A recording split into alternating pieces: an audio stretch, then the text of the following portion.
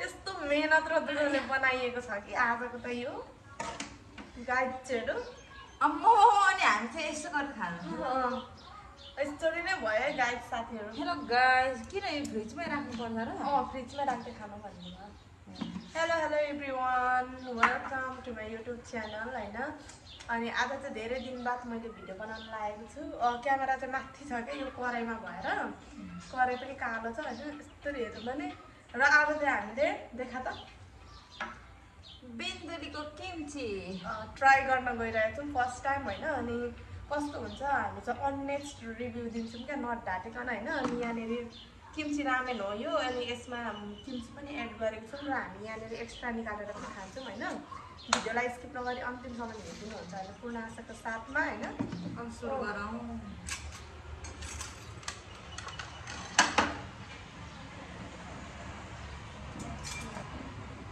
अनि म किम्ची पनि कुट्याएर निकाल्छु ल होइन। यो चाहिँ बिन्दुलीको किम्ची है, यहाँ देख्नु सक्नुहुन्छ बिन्दुलीको किम्ची कस्तो हुँदो रहेछ ल साथीहरू। अघि हामीले निकालेर यहाँ लगाइसकेको छौँ आलुपुरी चाहिँ होइन। कति खानु हाम्रो चाहिँ यस्तै छ ल केटाकेटीहरू।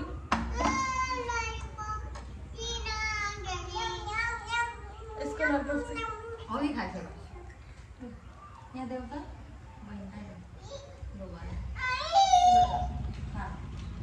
हान्छाले यो खान्छ हेर घुस्रेको यहाँ घुस्रेको छ हेर न मुख मिठाइसँग यहाँ तातो छ है हान्छ आएको छ क्या छोरो, तातो हुन्छ है यहाँ उभो त लास्ट है यहाँ हाल्छु म अमिलो छ छोरा हुन्छ चल्छ। तिमी नखाऊ यो अमिलो छ खानु हुँदैन हौ छोरा, भित्र बस्नु न है।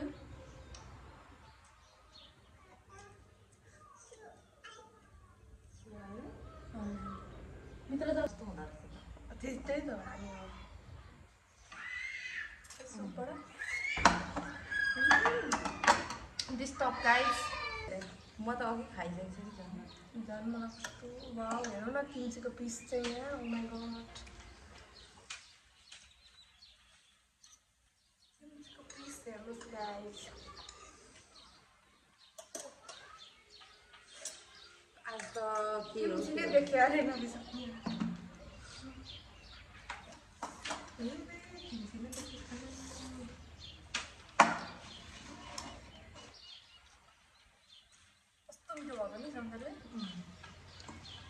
तर अति मिठो लाग्यो किम्ची चाहिँ होइन। अमिलो छ नि, नेपाली स्वाद भन्ने त ठ्याक्कै नेपाली स्वादै।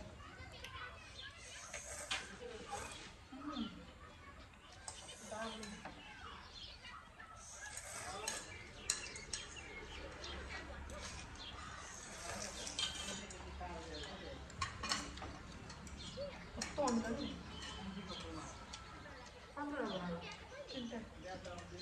सबै लिएको अविनाशलाई त्यस्तो हुन्छ नि दार्जिलिङबाट नगरी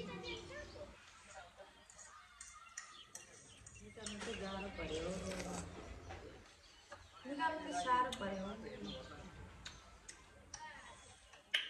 किम्ची अति बबाल लाग्यो मलाई त अमिलो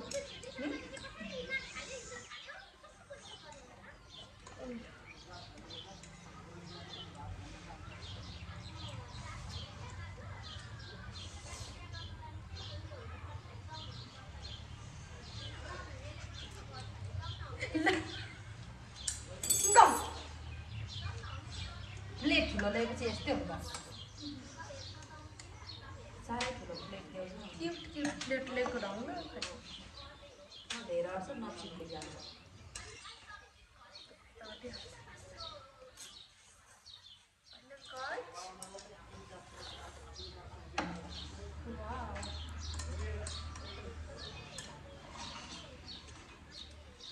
एक्स्ट्रा किम्ची तर किम्चीको स्वाद कलर चाहिँ गुन्द्रुक कलर पनि लाग्छ सिन्की गुन्द्रुक त अरे त यताको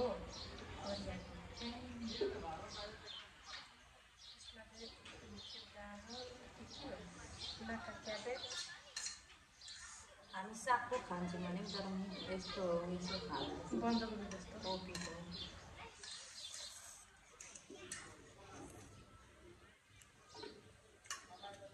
म सोच्थेँ कस्तो चाहिँ हुन्छ होला कस्तो चाहिँ हुन्छ होला किम्ची यस्तो हुँदा त लास्ट हाम्रो गुन्द्रुक हो यो गुन्द्रुक र सिन्की हो यो जस्तो गुन्द्रुकको अचार हुन्छ त्यस्तै हाम्रो गुन्द्रुकको अचार नै हुन्छ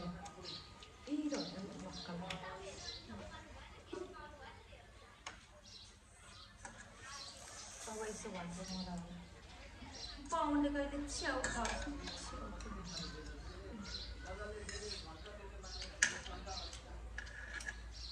गाह्रो पऱ्यो पनि निस्किँदैन त कसरी निकाल्दैछ घुमाएर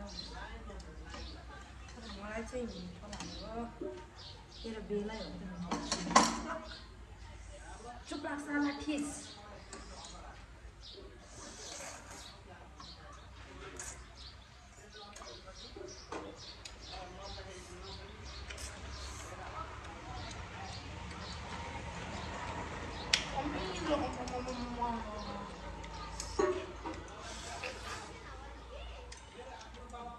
मैले सँगसँगै रेडी छन् म लास्ट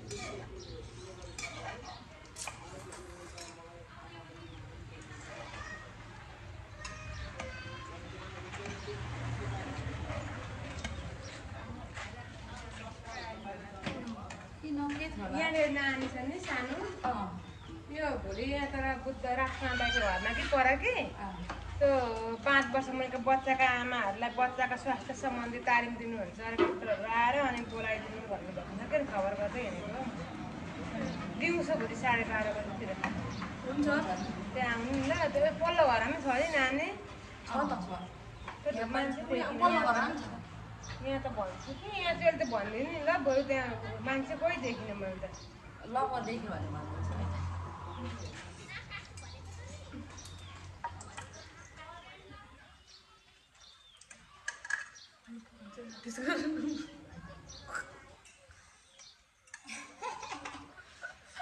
कस्तो खतरा गरेर आएको छु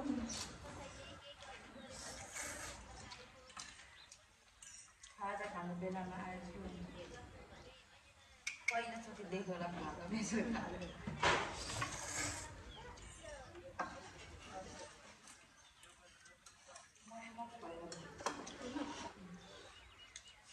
बिहान पनि चटपटे केही चौधरी के गर्ने यो त उब्रै छ त खाना नि त म सक्दिनँ धेरै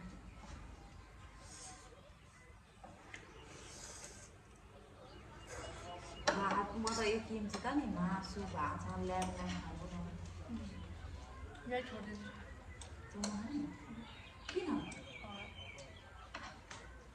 खानु मन मैले रेडिसको त एउटा चाखेर तर जोस् बिन्दुलीको किम्ची चाहिँ मिठो छ है तपाईँहरू पनि ट्राई गर्नु सक्नुहुन्छ किन्नु सकिन्छ सस्तै पर्छ महँगो पर्दैन सस्तो छ रिजनेबल प्राइस छ अनि यो किम्ची त तपाईँहरूले जुनै चौचौमा एड गरेर खाँदा पनि चौचौ भात सात लात जेमा पनि मिल्छ यो चाहिँ ओके सी यू